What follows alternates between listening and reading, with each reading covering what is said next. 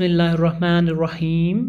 अस्सलामुअलैकुम प्यारे बच्चों, आज हम क्लास 12 पब्लिक एडमिनिस्ट्रेशन का जो इनकम्प्लीट लेक्चर था उसको हम कंप्लीट करेंगे आगे जाके।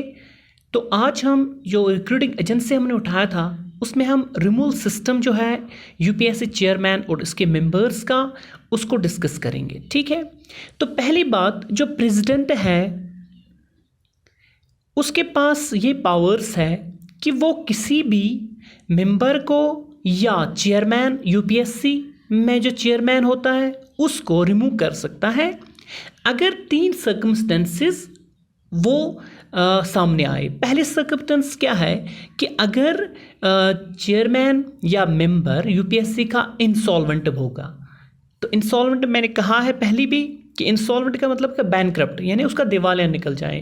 ठीक है, वो इन डेब्ट हो यानी डेबिट में वो चला जाए, कर्जे में वो गिरफ्तार हो जाए ज़्यादा। ठीक, तो उस बुनियाद पर भी यूपीएससी का जो चेयरमैन है या मेंबर है उसको प्रेसिडेंट रिमूव कर सकते हैं। दूसरी बात कि अगर ये देखा गया कि जो ऑफिस है यूपीएससी का, उस ऑफिस में जो मेंबर्स हैं या चेयरमैन है वो किसी दूसरी पेड एम्प्लॉयमेंट में मसरूफ़ है, यानी अगर ये पाया जाए कि चाहे मेंबर हो या चेयरमैन हो यूपीएससी का, ये देखा जाएगा कि अगर वो किसी भी इस यूपीएससी ऑफिस के अलावा किसी भी पेड एम्प्लॉयमेंट में मुलव्वस है तो उसको फिर रिमूव प्रेसिडेंट कर सकते हैं। ठीक, ओके। इसके साथ साथ अगर प्रेसिडेंट को ये लगे कभी कि जो मेंबर है यूपीएससी का या चेयरमैन है, अगर वो मेंटली या physically there is some infirmity, ठीक है, तो वो उस जॉब के लिए फिट न पाए जाए,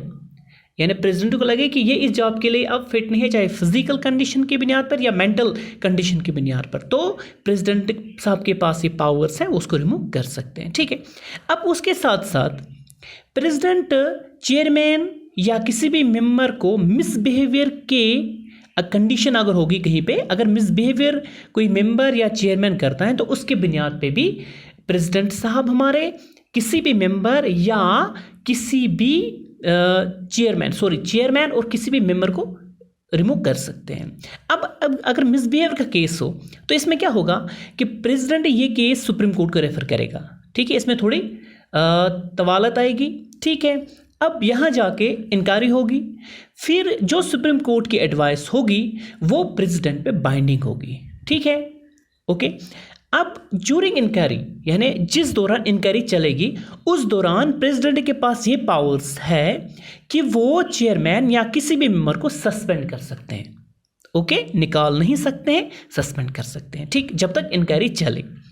अब इंडिपेंडेंट एंड इम्पार्शियल फंक्शनिंग जो होगी यूपीएससी की, ये हम देखेंगे क्योंकि ये भी एक वॉच डॉग है।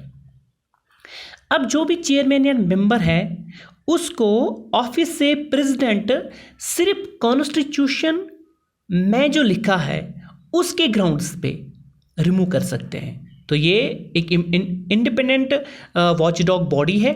ठीक है, अब इसमें क्या होगा, जो सर्विस होगी चेयरमैन की या मेंबर की वो तो डिटरमाइन प्रेसिडेंट करते हैं, लेकिन किसी भी हालत पे उसकी सर्विस को डिसएडवांटेज के थ्रू, ठीक है, यानी can not be very to his disadvantage after his appointment, यानी अगर जब वो अपॉइंट हो गए तो फिर उसके साथ छेड़छाड़ नहीं होती है, यानी प्रेसिडेंट छेड़छाड़ नहीं कर सकते क्योंकि एक इंडिपेंडेंट बॉडी है। ठीक, ओके। इसके बाद जो भी एक्सपेंसेस है, चाहे सैलरीज है, अलाउंसेस है या पेंशन्स है यूपीएससी चेयरमैन और मेंबर्स की, वो सारी जो सैलरीज है, अलाउंसेस है, पेंशन्स है, वो कंसोलिडेटेड जो फंड ऑफ इंडिया है उससे ली जाती है। ठीक है, ओके।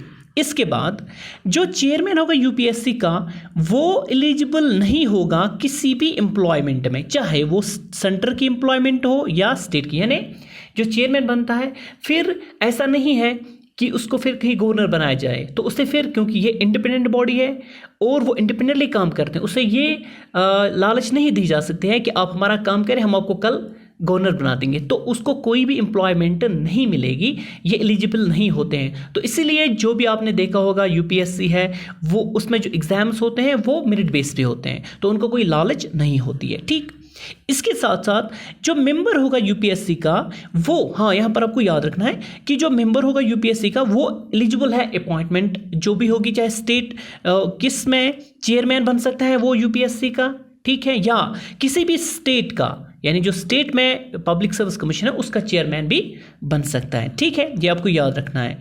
और ये जो बात हुई कि जो चेयरमैन है यूपीएससी का उसको एम्प्लॉयमेंट फर्दर नहीं मिलती है, लेकिन मेंबर्स को मिलती है, वो या तो चेयरमैन बनेगा यूपीएससी का या किसी भी स्टेट पब्लिक सर्विस कमीशन का चेयरमैन बन सकता है, ठीक है, but not for any other employment. लेकिन उसे कोई दूसरी एम्प्लॉयमेंट नहीं दी जाते, चाहे वो गवर्नमेंट ऑफ इंडिया हो या स्टेट गवर्नमेंट हो, ठीक है। अब लास्ट में आपको याद रखना है जो चेयरमैन होगा यूपीएससी का या मेंबर होगा वो रीअपॉइंटमेंट के लिए एलिजिबल नहीं है, यानी अगर उसके 5 साल खत्म हो गए या उसके 65 ईयर्स हो गए तो फिर वो दोबारा उसको रीएम्प्लॉय नहीं किया जा सकता। So thank you so much, यानी सेकंड टर्म के लिए उसे रीएम्प्लॉयमेंट नहीं दी जा सकती है। So thank you so much for watching my channel. तो इसका जो नेक्स्ट पार्ट होगा वो हम इंशाल्लाह नेक्स्ट टॉपिक में डिस्कस करेंगे।